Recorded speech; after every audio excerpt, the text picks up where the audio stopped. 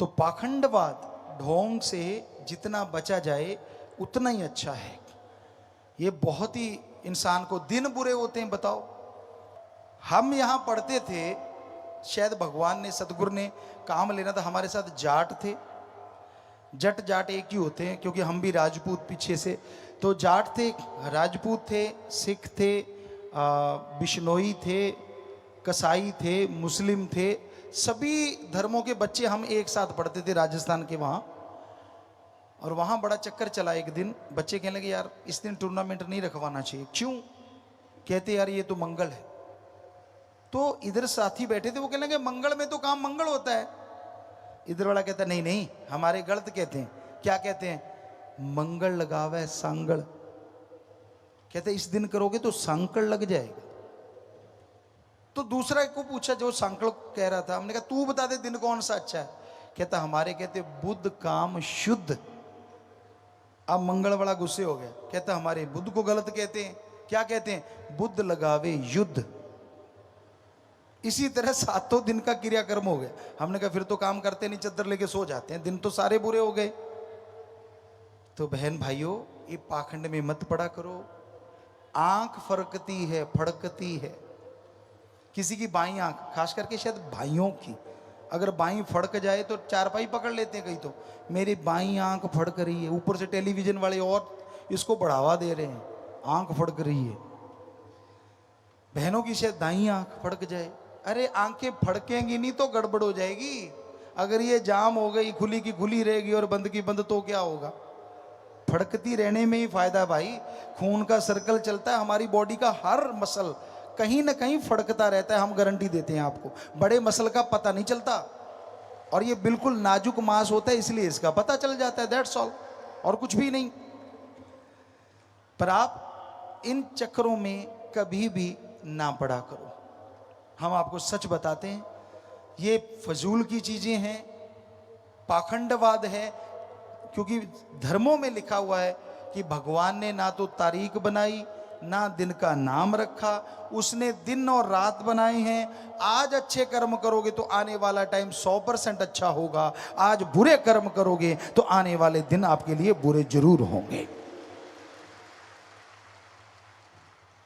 बोए पेड़ बबूल का आम कहाते होए। अगर बबूल का पेड़ बोलोगे तो सुइयां आएंगी, सूड़े आएंगी, आम नहीं लगते। तो कर्म अच्छे करने चाहिए। दिन और रात अच्छे ईश्वर ने बनाए हैं, फायदे के लिए बनाए हैं, कोई नुकसान के लिए नहीं। और वो सृष्टि को कंट्रोल करने वाला है, वो कभी गलत कुछ करता ही नहीं। लेकिन लोग उसको गलतियां निकालते रहते हैं। एक बार दो अमली थे, वो बेरी का पेड़ था, उसके नीचे लेटे हुए थे। दोनों आपस में बातें कर रहे हैं। सामने कद्दू लौकी की पेठे की बेल लगी हुई थी, कद्दू की बेल। एक अमली कहता यार ये भगवान गलतियां बहुत करता है। दूसरा कहता क्या गलती कर दी भाई? कहने लगा सामने देख बेल है कद्दू की, मरियल सी बेल है, पर फिर भी इतना सा कद्दू है। कहता हाँ। कहता बेरी देख कितनी जबरदस्त है। कहता हाँ, और छोटे छोटे बेर। कहता फिर? पहला अमली कहता कद्दू बड़ा है, ये पेठा और कद्दू लगना चाहिए बेरी पे क्योंकि वो मजबूत है, और मरियल सी बेल है, इस पे बेर लगने चाहिए। कहता है बात तो तेरी सही लगती है। इतने में चक्रवात आया तेज, और पहला अमली चिल्ला उठा, अरे मान जा, गलती काट दे, गलती काट दे भगवान की। दूसरा कहता तू ही कह रहा था गलती करता है, अब क्यों काट दूं? कहता नहीं, भगवान गलती नहीं करता। कहता क्या हो गया? अभी तो चक्रवात ही आया है हवा का। कहता है सुन, चक्रवात आया, ये देख बेर ऊपर से टूट के मेरे नाक पे लगा। अगर वहां कद्दू या लौकी होता तो क्या होता? सिर्फ 2 छेद रह जाते, भूगोल बिगड़ जाता चेहरे। तो भगवान की गलती निकालने वालों, खुद के कर्मों में देखा करो कैसे कर्म करते हो। वो तो सृष्टि को बनाने वाला कभी गलत कुछ नहीं बनाता, कभी गलत कुछ नहीं करता। आप उसका इस्तेमाल कैसे करते हो ये आपकी कमी हो सकती है, उसकी कोई कमी नहीं होती। और वो आपके प्रसाद का भूखा नहीं, वो आपके लड्डू का भूखा नहीं, आपके चावल का भूखा नहीं, आपके नारियल का भूखा नहीं। भगवान भूखा है आपकी भावना का, श्रद्धा का। उससे अगर उसे पुकारोगे तो वो मिल जाएगा। जरा सोचिए, जो हमें बना सकता है, क्या हमारे बनाए लड्डू जलेबी को नहीं बना सकता क्या?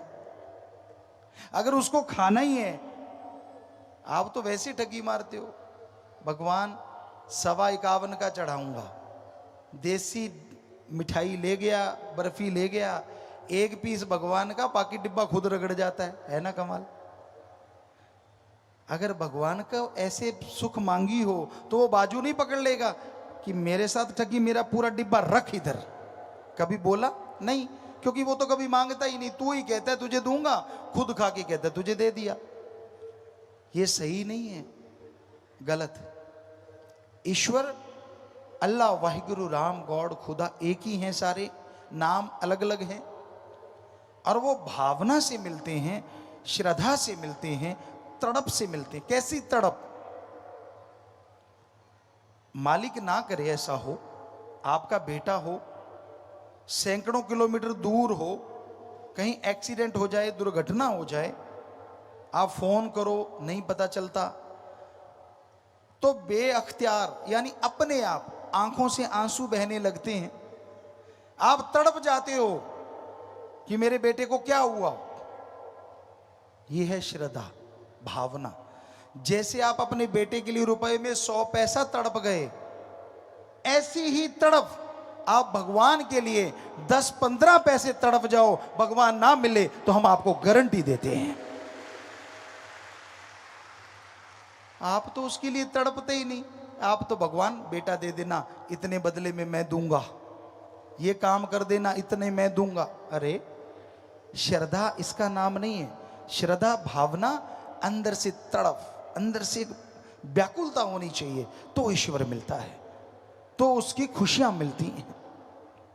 तो इंसान को कभी पाखंडवाद, कभी ढोंग, कभी दिखावे में ना फंस के थोड़ा समय चलते बैठ के लेट के गुरु मंत्र, उसका नाम बाई नेम उसको पुकारो। जैसे कितने लोग बैठे हो, आदमी आदमी बोलो तो कोई नहीं उठेगा, और अगर नाम लेके पुकारें तो वो उठ जाएगा। तो ऐसे ही भगवान भगवान कहने से नहीं, क्योंकि 365 करोड़, कोई कहता है 33 करोड़ देवी देवता है, सब भगवान है, तो कौन आएगा? तो उसका बाई नेम गॉड को बुलाना, इसी को हमारे धर्मों में गुरु मंत्र, नाम दीक्षा कहा गया। वो आप जब उसको बुलाते हो तो वो जरूर सुनता है। अरे मां को बनाया भगवान ने, और हमने देखा बच्चा रोता है तो मां कैसे दौड़ी चली आती है, कैसे उसके अपने आप फीड आ जाता है ऑटोमेटिकली। और ये हमने तो खुद आजमाया, ऐसा होता था कि जरा सा भी ऐसा होता तो मां के अपने आप धार चलने लग जाती फीड की। पहले ऐसा होता था ज्यादातर, आजकल थोड़ी कमियां आ गई हैं। तो अब बच्चे के रोने से अगर मां सुन सकती है, जो कि भगवान ने मां को बनाया, और भगवान के लिए कोई रोएगा तो भगवान क्यों नहीं सुनेगा? जरा सोचो तो सही। सच तो ये है, उसके लिए रोते नहीं, अपना काम धंधे में रोते रहते, तड़पते रहते। तो कभी उसकी तड़प में भी तड़प के देखो। कहते हैं ना, दुनिया की याद में, दुनिया के साजो सामान में तो तड़प लिए, कभी भगवान की याद में तड़प के देखो, वो अंदर बाहर से भर देगा। कभी सच्ची तड़प से उसको बुला के देखो। तो पाखंड उसको पसंद नहीं। आप कपड़े कैसे पहनते हो, ईश्वर को कोई लेना देना नहीं। पैंट शर्ट पहनो, चाहे कुर्ता पजामा, चाहे धोती कुर्ता, कुछ भी पहनो, ईश्वर ने क्या लेना उन चीजों से। हाँ, अंदर अगर भावना शुद्ध है तो पैंट शर्ट में भी मिल जाएगा, और भावना शुद्ध नहीं, जितने मर्जी गेरुआ पहन लो वो ना आज मिले ना मिले कल।